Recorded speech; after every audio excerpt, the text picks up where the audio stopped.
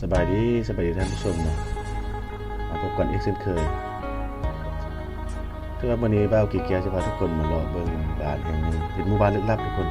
ทางบ่าวกี่แก้วก็บ่เคยเข้ามาจักเทื่ออันนี้ก็เป็นครั้งแรกที่พาทุกคนเข้ามาเนาะตอนนี้เรากำลังฮอดทางเข้าบ้านเนาะเบิ่งพาไปเบิ่งไปนำกันว่าสิเป็นจังได๋นี่ก็บ่เคยมาจักเทื่อเนาะฉะนั้นเราไปติดตามพร้อมกันเลยเนาะบ้านแห่งนี้มันอยู่เพิ่นว่าอยู่กลางหุบเขาบ่หลายครอบครัวสักนิดหน่อยเดียวเดี๋ยวสิพาทุกคนไปเบิ่งเลย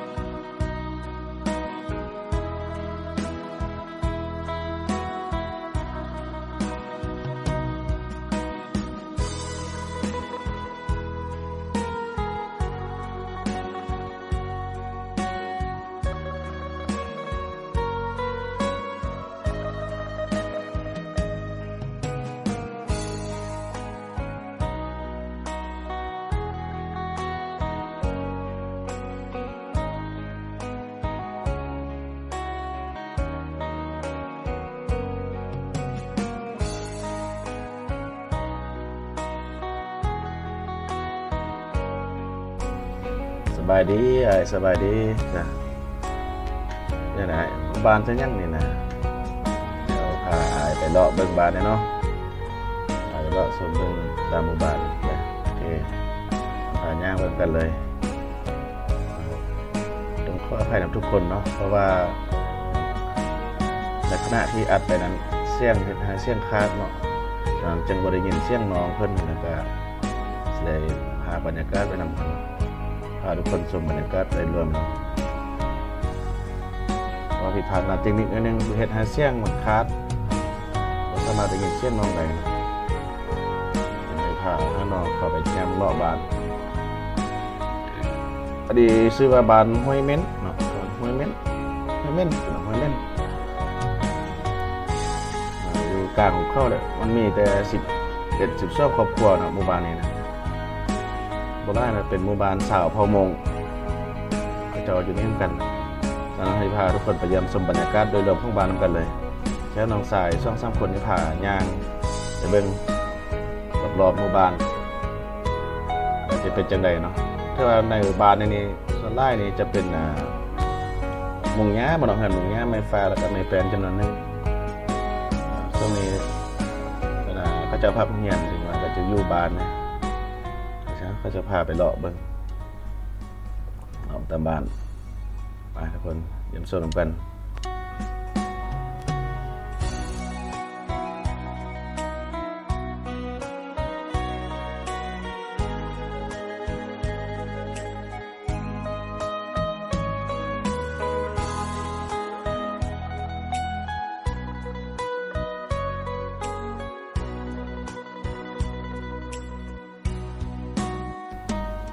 คนตอนนี้ครับประชาเราก็ไปย่างรอบแล้วบรรยากาศโดยรวมของบ้านเนี่ยคือบ้านแห่งนี้อยู่ห่างไกลจากตัวเมืองสัญญบุรีกับประมาณ20ปลายกว่ากิโลเมตรเนาะว่าเฮามาทางกายบ้านนาคูนทั่วทางเส้นทางระหว่างสัญญาณของบ้านเนาะกายนาคูนขึ้นมาเราจะมีเบื้องซ้ายมือที่มีปลายบ้านพลแก้วเนาะแต่เฮาจะบ่ไปทางบ้านพลแก้วจะเวลาเฮาขี่รถเข้ามาจะมีปีกซ้ายเข้ามาอีกขึ้นนึงเนาะก็ใช้รถจักรน่ะเป็นทางผู้สูงเนาะแต่ยามฝนนี้เชื่อแน่ว่าอาจจะเข้ามาบ่ได้แล้วเนาะเพราะทางค่อนข้างยากหลายเนาะนี่ก็หมู่บ้านที่พาเขาเจ้าพารอบเบิ่ง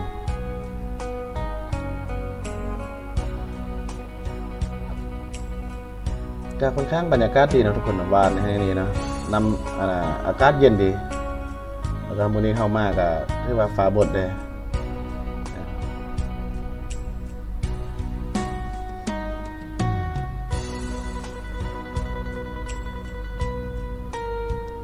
สังเกตจะบ่ได้ยินเสียงน้องพากมาพอขัดข้องทางด้านเทคนิคหน่อยนึงเฮ็ดให้วิดีโอบ่ได้ยินเสียงจะพากับย่างมาก็บ่เดียวก็หมดแล้วเนาะมันบ่มีหลายหลังคาบ้านเนาะหลังคาเรือนเนาะย่างมาเห็นเนาะมันเพราะว่าอยู่ตัวนี้มันอยู่กลางเนินเข้านะอยู่เนินเข้าอยู่เนินผูเนาะก็เบิ่งรอบเบิ่งวิธีคือของเขาเจ้าแล้วก็ปุ๊บก็กินนี่เนาะผ่าย่างขึ้นมาทางเทิงอันที่เราเห็นอยู่นี้ก็คือบังสุดยาของสาวขมงบังสุดยาก็จะเอาไปดูดยาเส้นยับยาเส้นอะไรเนาะย่างมาพอดีที่เจอไอ้น้องกินเขาเนาะหลังกินเขาช่วยเขาเที่ยงกันทักทายสบายดีนะหมดทุกคนเนาะมาทักทายก็จะครอบครัวนี้เลยชาวบ้านนี้รู้สึกว่าเป็นมิตรเนาะเพราะว่าเป็นเขาเข้ามาแต่ที่มาทักทายเป็นมิตรดีนะที่สำคัญก็คือเป็นธรรมชาติและบรรยากาศก็ดีเนาะบรรยากาศดีแล้วทุกคน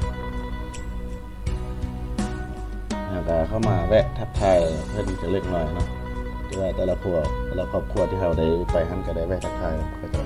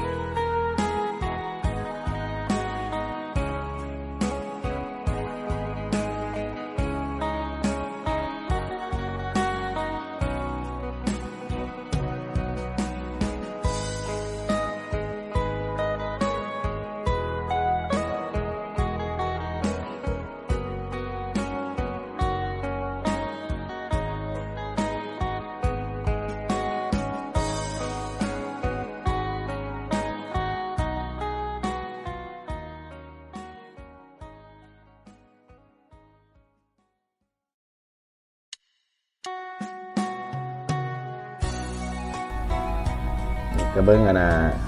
เจ้าก็เลี้ยงนกกังแก่ได้เลี้ยงเป็ดเลี้ยงไก่หลายได้ทุกคนแท้เลี้ยง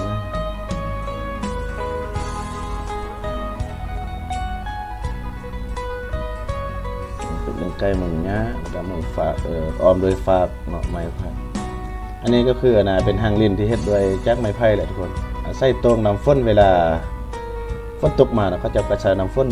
ตรงกับน้ำฝนนี้แล้วก็เอาไว้ใส่เนาะว่าน้ำกินซะได้คือเจ้าบ่ถ้ามีหยามฝนนี่ก็ค่อนข้างบ่ถ้าได้ไปตักไก่เนาะบ้านแห่งนี้บ่มีคันว่าบ้านบ่มีสัญญาณโทรศัพท์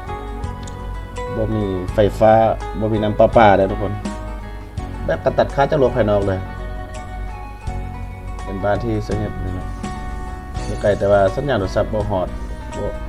บ่มีสัญญาณโทรศัพท์เลยแต่มันเข้าเล่นเป็นไกล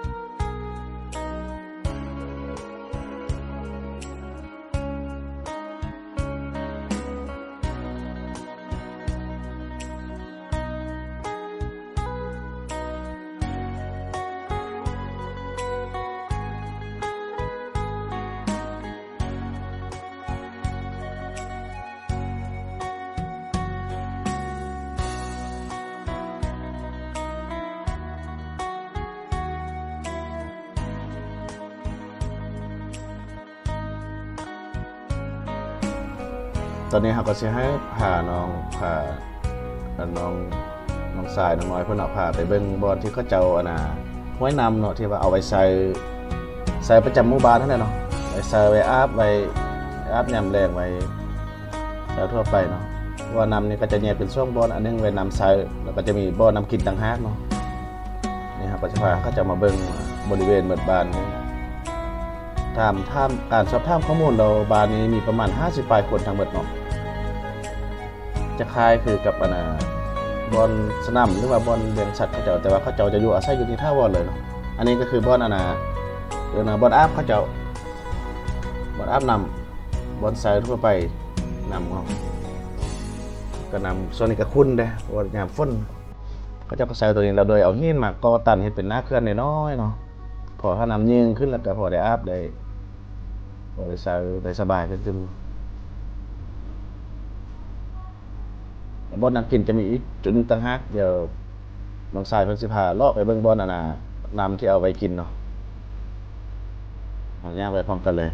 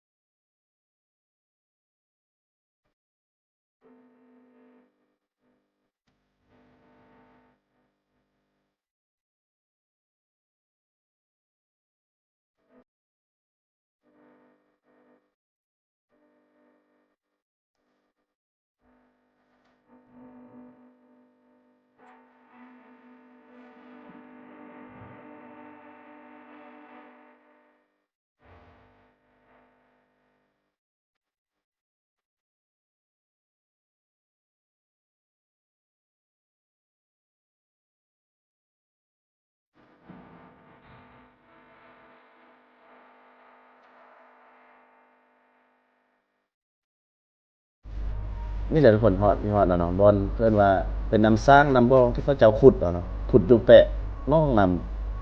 ำจังว่าน้ำตัวนี้เขาเจ้าจะใส่ไว้ดื่มเนาะ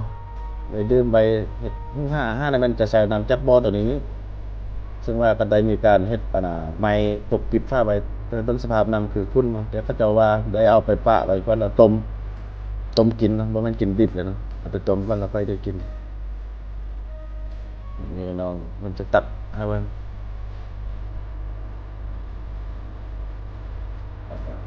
ดอกไว้เย็นบ่ทุกคน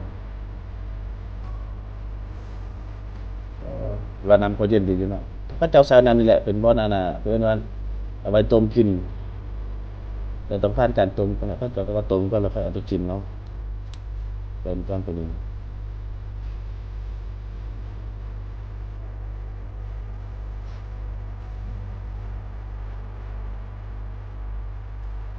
แล้วก็มีอันตันข้างนอกวิธีธรรมศาสตร์ดั้งเดิมเลยทุกคนแล้วจากนั้นก็สิเอาแตะไม้นี่เนาะปกไว้เพื่อว่ากันสัตว์จะมาฉกมาลิ้นนี่เนาะก็อยู่เช่นเรียนก็จะเรียนสัตว์แต่เลี้ยงปล่อยเนาะก็สิพาย่างออกมาทุกคน